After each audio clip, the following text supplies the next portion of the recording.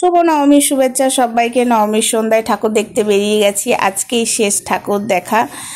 একটা কথা বলে রাখি, দশমীর দিন এই ভিডিওটা দেখতে পাবে, তাই শুভ দশমীর শুভেচ্ছা সবাইকে। তো যাই হোক, এই দেখো ঠাকুর দেখতে বেরিয়ে গেছি। হ্যাঁ, হাঁটতে হচ্ছে অনেকটা, গাড়ি রাখতে হচ্ছে একদিকে আর হাঁটতে হচ্ছে কতটা, সত্যি বলছি। মানে খুব কষ্ট হয়েছে জানো তো। মানে এই হেঁটে ঠাকুর দেখা কষ্ট নয়, এই গাড়ি অন্য দিকে ঢুকিয়ে দিচ্ছে, এক জঙ্গলের দিকে রাস্তা করে দিয়েছে। যারা জানে না তাদের তো কতটা অসুবিধা, আর যে রাস্তায় ঢোকাচ্ছে সেই রাস্তাটাও প্রচণ্ড খারাপ। মানে আমার কথা হলো, এই যে বড় বড় প্যান্ডেলগুলো বানানো হয়, মানুষজন ঠাকুর দেখতে যাচ্ছে, পুজোর সময় তো প্রচণ্ড ভিড় হবে, কিন্তু এমন একটা রাস্তা রেখে দিয়েছে যে রাস্তা একদম ভাঙা চোরা। আমি বুঝতে পারি না পুজোর সময় সেই রাস্তাগুলো কেন ঠিক করে না। মানুষ অ্যাক্সিডেন্টে হয়ে যাক আর যাই হয়ে যাক, বিশ্বাস করো বন্ধুরা, মানে কুছ পরোয়া নেই এদের।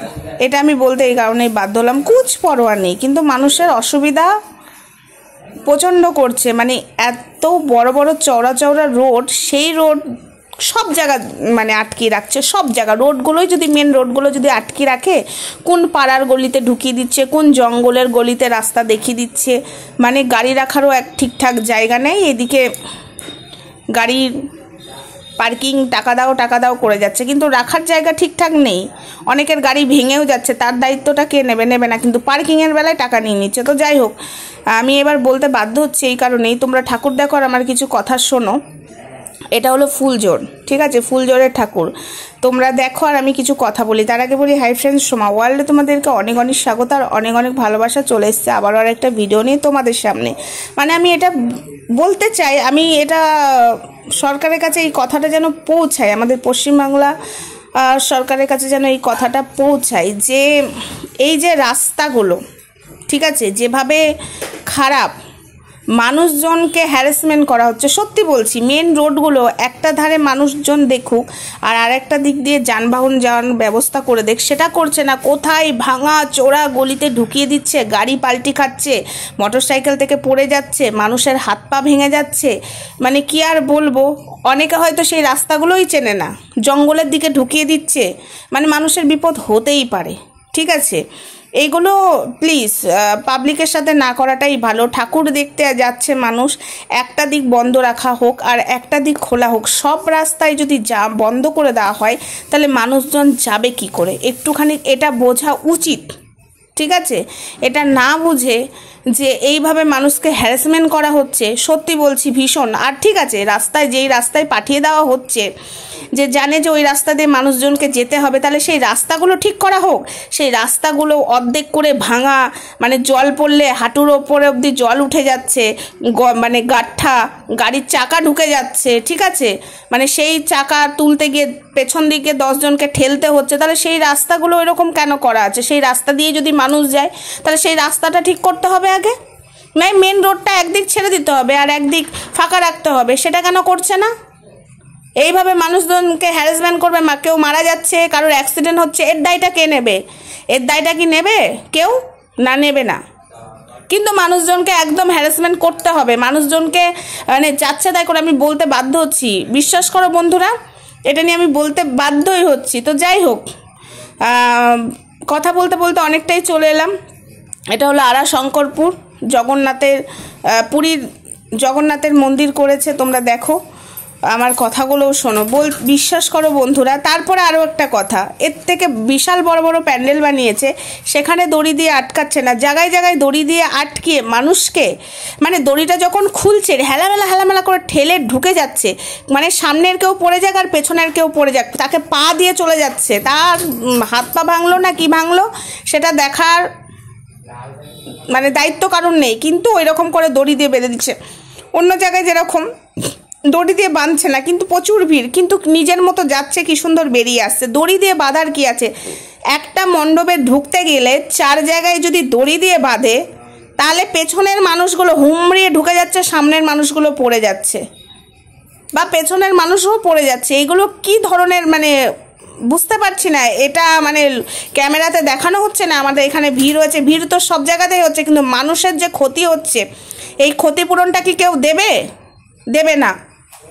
আজকে তোমরা বলবে যে সমাধি তুমি এই ধরনের কথাগুলো কেন বলছো, এই ধরনের সব জায়গায় হচ্ছে বন্ধুরা, আমার সাথে তোমরাও একমত হবে কি বন্ধুরা, একমত হবে তো? এইগুলো প্লিজ বন্ধ করবেন। এই যে কিছু কিছু বড় বড় আমাদের এখানে বড় বড় মণ্ডপগুলো এই কাণ্ডগুলো করতো। এখানে বাহুবলী হয়েছিল, যে 1 বছর বাহুবলী হওয়াতে 30 জন মারা গেছিল। হ্যাঁ, প্রায় মানে পুজো 4 দিন মরতেই থাকছে। দড়ি বাঁধতো, জায়গায় জায়গায় দড়ি বেঁধে রাখতো, আটকে রাখতো, ঠিক আছে। তারপরে ওই প্যান্ডেলের লোক বেরোতো, তারপর আবার কিছু জনকে ছাড়তো। এরকম করে মারাও যাওয়ার পরে এই 3 বছর ধরে আর দড়ি আটকায় না। এই অগ্রণীর কথাই বলছি, অগ্রণীতে আটকায় না। ভিরিঙ্গিতে এত বড় প্যান্ডেল হয়, এত বড় দেখবার মতো হয়, সেখানেও আটকায় না, ঠিক আছে। কিন্তু এখন দেখছি কিছু কিছু প্যান্ডেলগুলোই মানে নতুন নতুন করছে, সেখানে আটকানো শুরু করে দিচ্ছে, আর মানুষের ক্ষতি হচ্ছে বলবার বাইরে বন্ধুরা, ঠিক আছে। মানুষের ক্ষতি, এগুলো নিজের চোখে যখন দেখছি না, সত্যি বলছি, মানে ওখানে ঝামেলার সৃষ্টি করতে ইচ্ছা করে না, করিও না। পুজো ঘণ্টার দিনে কি আর বলবো, বেরিয়ে যেতে হয়। আমার খুব ইচ্ছা করে চড়িয়ে বৃন্দাবন দেখিয়ে দিতে হয় কমিটির লোকগুলোকে। বিশ্বাস করো বন্ধুরা, এগুলো কোন ধরনের। তারপরে ঢুকতে না ঢুকতে বেরো বেরো বেরো বেরো, তাহলে ঢুকবে মানুষ ওই রকম কষ্ট করে।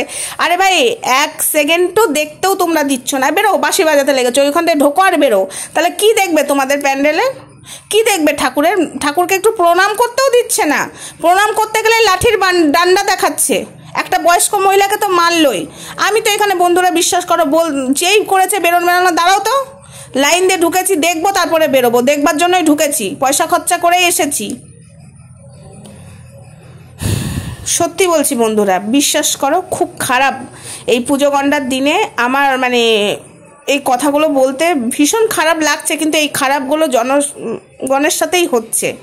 আজকে যেভাবে এই যে এই জায়গাটাই তোমরা দেখো, এই জায়গাটাই কি দড়ি দিয়ে বেঁধে রাখার? আমি যে কটা আজকে দেখালাম সে কটাই দড়ি দিয়ে বেঁধে রেখেছে। এটা কি বেঁধে রাখার? এটা কি বেঁধে রাখার? না, রাখবে, দেখাবে যে আমাদের এখানে কত লোক হয়েছে দেখো, ঠিক আছে। ক্যামেরা করছে তো, দেখবে। এগুলো কি ভাই, লোক সব জায়গাতেই হয়, এগুলো বন্ধ করবে তোমরা। আর রাস্তাগুলোকে, যে রাস্তাটা ধরিয়ে দিচ্ছ, মানে পুলিশ প্রশাসন যে রাস্তা, তাদের ডিউটি, তারা তো ডিউটি পালন করছে। আমার কথা হলো, যে রাস্তাটা তোমরা রেখেছো মানুষজন যাওয়া আসার জন্য গাড়ি নিয়ে, সেই রাস্তাটা যদি ভাঙা থাকে, ঠিক আছে, রাস্তা পুরো ভাঙা, গাড়ির চাকা ঢুকে যাচ্ছে, ঠিক আছে, বাইক থেকে মানে 2-3 জন যদি বসে থাকে, বাইক উল্টিয়ে যাচ্ছে, তার মধ্যে কেউ যদি মরে যায় তো মরেও যাবে, দিক ছেড়ে দেবে। মানুষকে এরকম হ্যারাসমেন্ট করো না। পুজো গণ্ডার দিনে মানুষের শখ জাগে ঠাকুর দেখবো, কিন্তু ঠাকুর দেখতে যে মানুষ অসুস্থ হয়ে বাড়ি ফিরছে, এগুলো উচিত নয়, ঠিক আছে। তাই এই কথাগুলো বলতে বাধ্য হলাম, আমার এই কথাটা যেন পৌঁছায় জায়গা মতো। আমি সবাইকে বলবো শেয়ার করো এই ভিডিওটা, এবং প্রত্যেকটা মানুষের সাথেই হচ্ছে, এগুলো করা বন্ধ করো। সব রোডটাকে এখানে বন্ধ, ওই দিক দিয়ে ঘুরে যান, এই দিক দিয়ে ঘুরে যান, যেটা কিনা 10 মিনিট সব না করে, ঠিক আছে, যেটা 10 মিনিটে পৌঁছে যাব, সেটা 1 ঘন্টা ঘুরে ঘুরে যাওয়া সম্ভব না। এটা আমি সত্যি বলছি, তীব্র নিন্দা জানাচ্ছি। তো যাই হোক, ভিডিওটা আপাতত এটুকুই ছিল। প্রচণ্ড মাথা গরম, বিশ্বাস করো, সত্যি বলছি। পাবলিক যেভাবে হ্যারাসমেন্ট হচ্ছে, এগুলো বন্ধ করা উচিত। মেন রোড আটকে রেখে কোনো লাভ নেই। একটা রোড ছাড়ো, আর একটা রোড ছেড়ে দিতে হয় যানবাহনের জন্য। চলো সবাইকে টাটা, সবাই ভালো থাকো, সুস্থ থাকো।